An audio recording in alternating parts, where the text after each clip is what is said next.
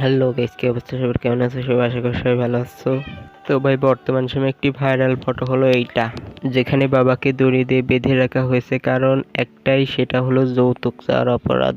ছেলে যৌতুক নেবে না, আর বাবা যৌতুক ছাড়া বিয়েতে থাকবে না। এমনিভাবে কিছু বাবা আছে যারা তার ছেলের উপরে এমনিভাবেই চাপ দেয়, তাদেরকে যৌতুক নেওয়ার জন্য বাধ্য করে। জন্ম দিলেই কিন্তু বাবা হওয়া যায় না।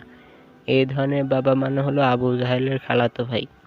ছেলের যখন কিছু টাকা পয়সা হয়, একটি ফ্ল্যাট হয়, তখনই কিছু বাবা আছে যারা কন্যাপক্ষের কাছ থেকে বেহায়ার মতো যৌতুক চায়।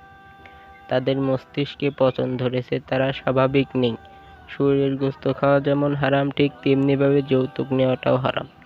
বর্তমান সময়ে বাংলাদেশে যৌতুক দিন দিন বেড়ে চলেছে। কেউ এটিকে থামাতে পারবে না।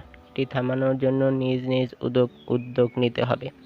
আর যে সকল বাবা আছে যারা যৌতুক নেওয়ার জন্য বাধ্য করে, তাদেরকে একটি কথা বলি, আপনার সন্তান আপনার ঘরে লালন পালন হয়েছে, আপনি তাকে মানুষের মতো মানুষ বানিয়েছেন, এতে আপনি অধিক সওয়াব লাভ করেছেন।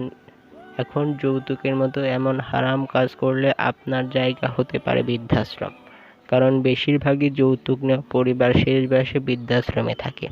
কন্যাপক্ষের কাছ থেকে যৌতুক এনে তার বাড়িতে বউ নিয়ে আসার পর দেখা যায় যে তার বাড়িতে বউয়ের কথায় বেশি প্রাধান্য পায়। তো অবশেষে আপনার অবস্থা খারাপ হবে। এই ভিডিওটি শুধুমাত্র ওই সকল লোকদের জন্য বানানো হলো যারা বাবা যৌতুকের জন্য তার সন্তানকে বাধ্য করে। তো আজকের ভিডিওটি এই পর্যন্ত। ভিডিওটি ভালো লাগলে অবশ্যই লাইক করবেন, সাবস্ক্রাইব করবেন। দেখা হবে পরবর্তী কোনো ভিডিওতে। আল্লাহ হাফেজ।